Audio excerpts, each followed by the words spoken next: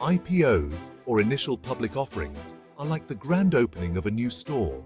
Companies offer shares to the public for the first time. IPO allotment is when you get a piece of those shares. It's your chance to become an early investor in a potentially big company. Think of it like getting in on the ground floor of something big. When you get an allotment, you're buying shares before they're available on the stock market. This can be very profitable if the company does well. Remember, not everyone who applies gets an allotment. When more people want shares than available, it's oversubscribed. That's why understanding how to navigate the IPO process is crucial. So, are you ready to learn the ins and outs of IPO allotment and how to make it work for you? Let's dive in. Getting an IPO allotment can be a big win for your investments. Here's why it's a big deal. First, you get a chance to buy shares at a lower price than the public. This means you could see bigger gains when the stock starts trading. Imagine buying a stock for $20 and it jumps to $40 on the first day. Second, early investments in promising companies can really boost your portfolio's growth. Think of companies like Amazon or Google. Early investors made a fortune.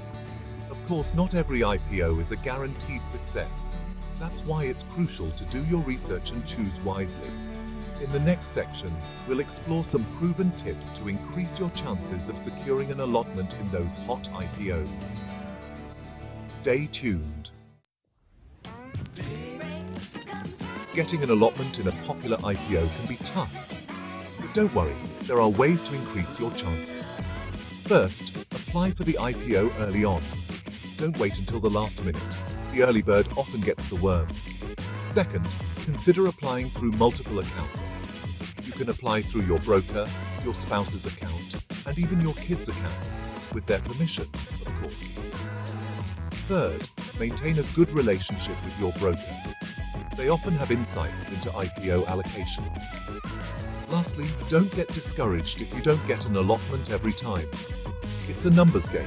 Keep applying, and you'll increase your chances of success. Section 4. Avoid these mistakes. Navigate IPOs like a pro. Even seasoned investors make mistakes with IPOs. Let's cover some common pitfalls to avoid. First, don't invest in an IPO just because it's getting hype. Do your own research on the company, their financials, and their future prospects. Second, don't put all your eggs in one basket. Diversify your investments. Don't invest all your money in a single IPO. Third, avoid panic selling if the stock price dips initially. Remember, the market fluctuates. Patience is key. And lastly, don't be afraid to miss out on an IPO. There will always be more opportunities. It's better to miss out than to make a hasty decision. Section 5. Your step-by-step guide to applying for IPOs. Applying for an IPO is easier than you might think. Here's a simplified guide. 1. Open a demat account. This is where your shares will be held. You can open one with a broker. 2. Find upcoming IPOs. Your broker's website or financial news sources are good places to look. 3. Fill out the application. Provide your information and the number of shares you want. 4. Pay the application fee. This is usually a small amount. 5. Wait for the allotment. This can take a few days to a week. Remember, each broker might have a slightly different process. Always check their specific instructions. Section 6. What's next? Checking your allotment status and beyond. After applying for an IPO, the waiting game begins. Here's how to check your allotment status and what to do next. 1. Check your broker's website or app. They usually update allotment details. 2. Look for communication from the registrar. They handle the IPO process. 3. If you get an allotment, congratulations.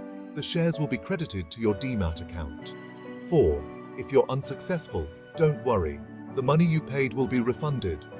Remember, getting an IPO allotment is just the first step. Managing your investments wisely is crucial for long-term success.